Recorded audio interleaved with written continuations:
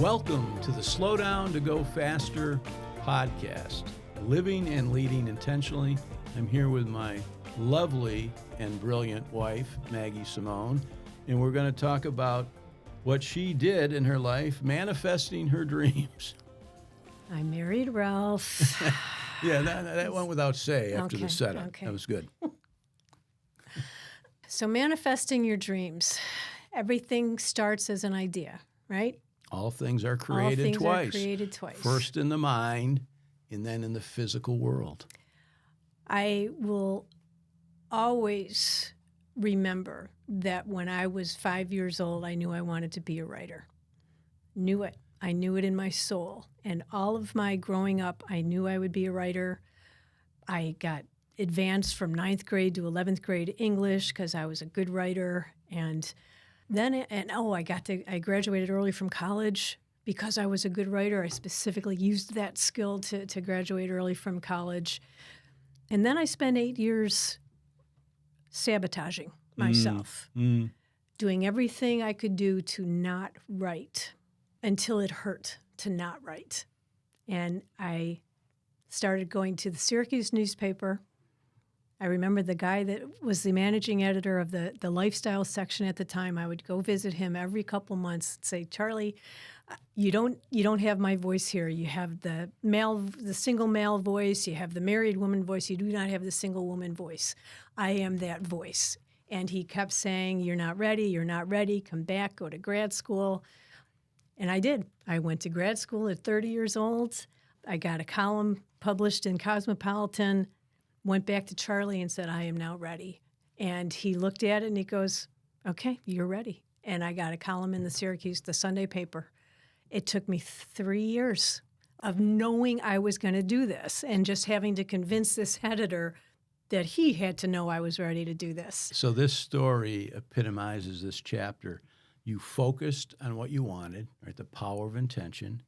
You didn't resist what was or what is. You worked with it, and you were grateful for what showed up, but you took action. But you were going to be a columnist in the Syracuse paper. She's a little humble because she's got these big posters in her office, 2 book signings, 2 books that have been published, as well as appearing in many of the Chicken Soup for the Soul books. And this is really something that, you manifest your dreams by thinking bigger. We talked about this in the possibility mindset. I mean, your story was brilliant for this chapter. There was the growth mindset. There was the persistence, the patience. You've got to stay with it, which is an example of slowing down to go faster. And then there's some actions that you may need to take to make that dream a reality. And as we've said before, nothing happens if nothing happens. I think it was a great story to start this segment of the podcast. Thank you. The problem, though, with that story, I found when my second book came out and I realized I did not want to write anymore.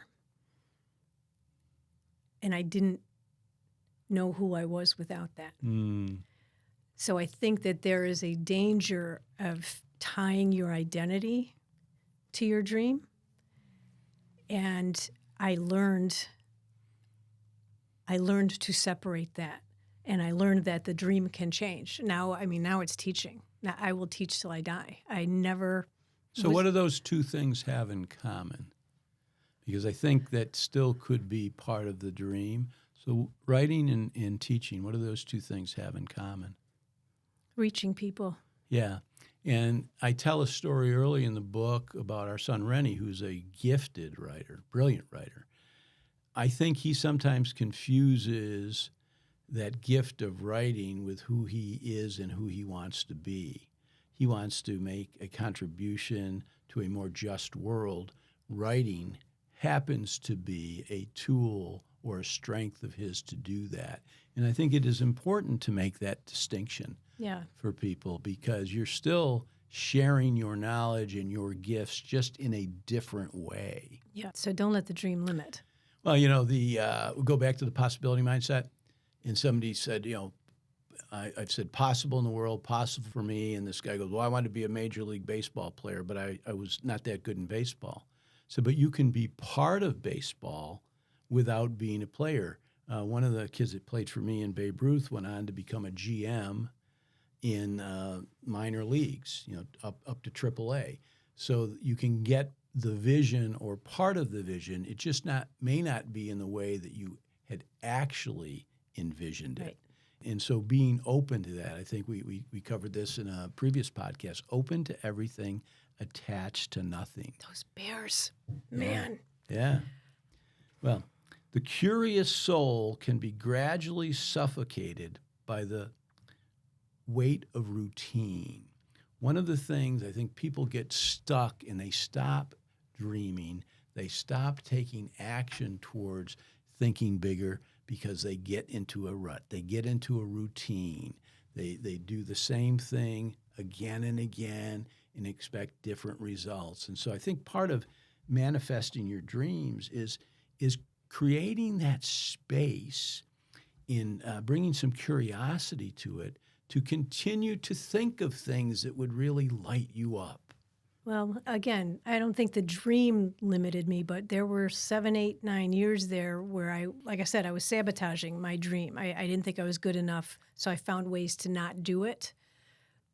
The ways I found to not do it, that was the routine I had gotten into. I had a routine. I had my different jobs that I was doing and was comfortable in my mediocrity for a long time. Lots of explanations for why we don't step into our greatness, and one of them is fear. Yeah. Right? And courage is not the absence of fear. Courage is stepping into something and doing it even though you are afraid. And I think part of coaching, while it's a lot of asking, it's also nudging people to get into action. But before that, actually slowing down enough to have the space to discover or detect things that light them up. I think in this chapter I talk about 3, 5, 6, 8, and no, it's not who do we appreciate, but this idea of not overfilling your schedule, not being so routinized, so structured that you miss some things that could really create opportunities for you. And in my 3, 5, 6, 8, it's 3 essential things I get the opportunity to do today. So I'm really focused on what matters most. No more than 5 unique events. Many people are not manifesting their dreams because they're on the hamster wheel of life. 6 weeks vacation. One of the things that's astounded people since 1991. So that's now 35 years. I have been out of the business 6 weeks each year. Not all on vacation, some continuing education, but learning new things, getting exposed to new things, having downtime or vacation time to get reignited with some passion. And then one that I have not conquered yet is 8 hours sleep. Right? The idea of living well and living long is to sleep like a baby. Sorry about the cat. Oh, no, you don't. Who needs an alarm clock when you have a cat that gets up at 4:15 or 4:30? Certainly an alarm clock is excess at that point. Poor Lenny. Well, remember, and I may have told this story in a previous podcast, Manifesting Your Dreams, how we had multiple cats and multiple dogs when I wasn't necessarily keen on certainly the cat part of it, right? And so Rennie set the intention, and then he convinced me that I never had a bad experience with a cat. I just decided I didn't want one, and so I could easily decide that I did. And I think this chapter is about that. Decide what you want and go for it. Ask, believe, and receive. I think that's so much easier for kids, though. I think that kids they haven't perceived their limits yet. You know?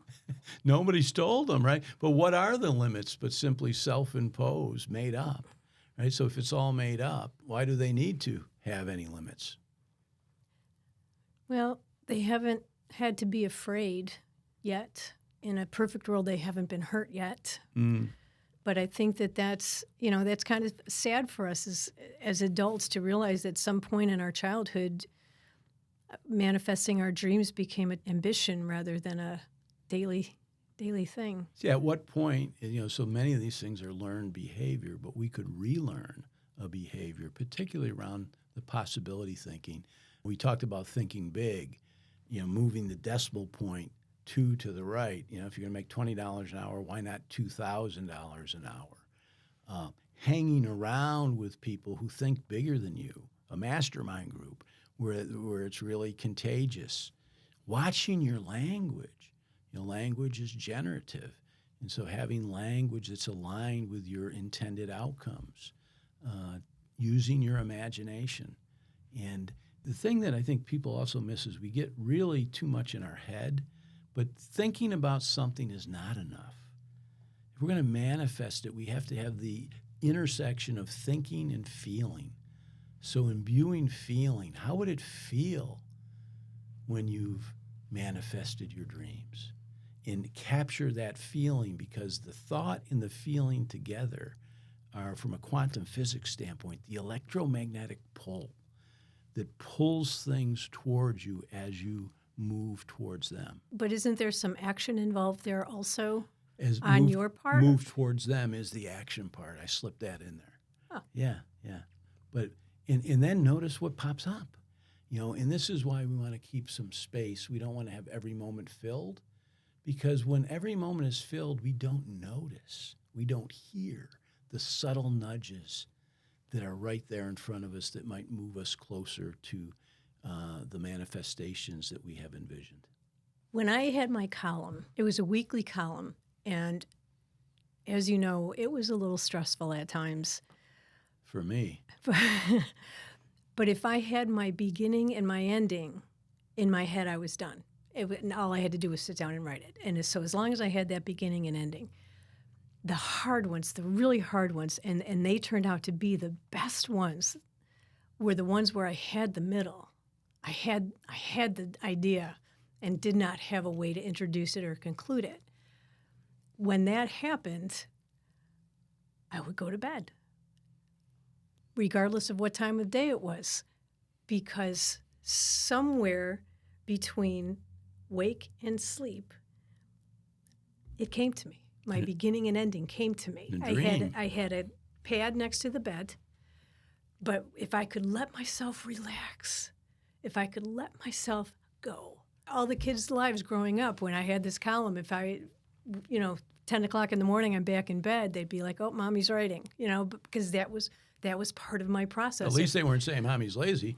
I mean, that could have been worse, right? That could have started with that. But I remember that, how powerful that was, that those moments just before falling asleep, it would come to me. And I'd wake up, I'd get up and write it down.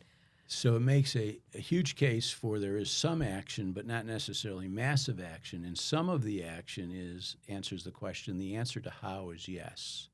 You don't have to figure it out. And in fact, you might need to create some space so that it can be figured out for you. Yep. And that space was my between awake and asleep. There's actually a word for that. They call it creative procrastination. Really? Yeah. And all this time, I really did think I was lazy. And in the creative fields, there's an incubation period often before the initial idea gestation, and when you start to take action, you want to allow that to incubate, to grow, to connect. And so creating that space. And that's why sometimes it's massive action, while action is required, massive action gets in the way of intuition, inspiration, and innovation. Massive action could simply be distraction. Absolutely. You want to create the space for grace. 3, 5, 6, 8.